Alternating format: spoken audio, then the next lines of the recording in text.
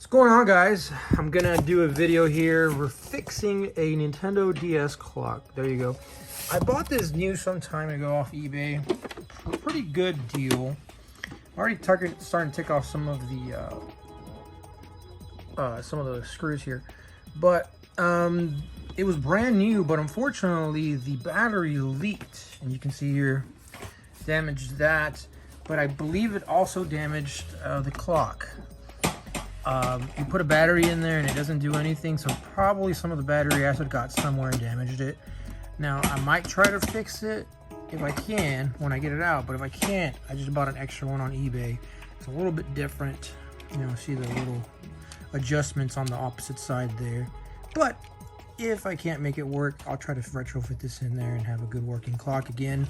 And then the damage there, it just took off the paint, so I can literally repaint it another coat of silver after I sand it down, and I think it'll be fine.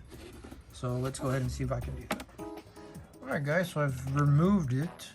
It was an 11mm screw, so you just remove 6 screws. You remove the bezel here, and then there's a glass that sits flush there. And then you just swap in the new one in there. Pretty straightforward. I bolted it back in with an 11. Now, the originals are a little bit different. It has a second hand, an hour hand, and a minute hand.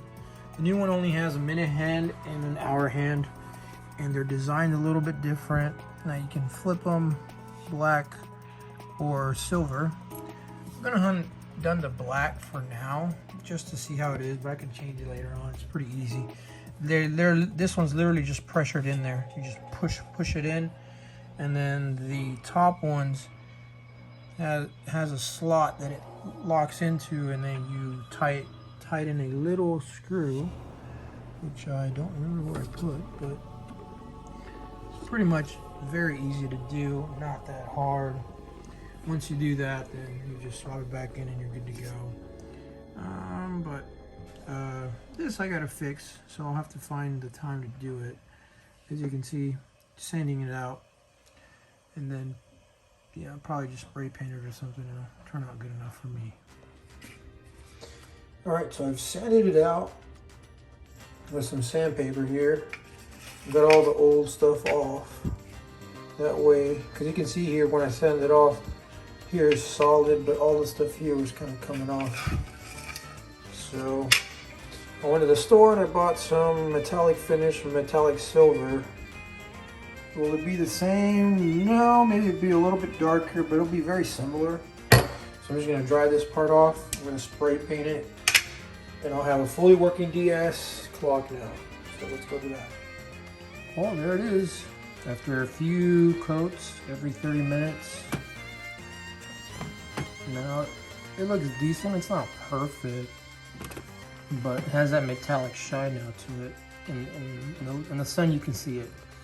It has like these metal flakes in it. But for what it was, you know, it was like a $5, $6 can or whatever of spray paint. Just apply the layers lightly. You can see here it did a little bit of, it did run a little bit, but not much you can do about it. You don't really notice it. So for how I got it to how it is now, it's fully working dial now. Doesn't have a second hand, but I don't care. And this ring now is somewhat color matched, I think, to what the DS looked like. So I got a fully working Nintendo DS clock now that looks legit. So I was able to fix it and restore it somewhat. So now I can either store it away or I can, you know, show it off in my game room now. But just a little bit of elbow grease and we got it back up and running.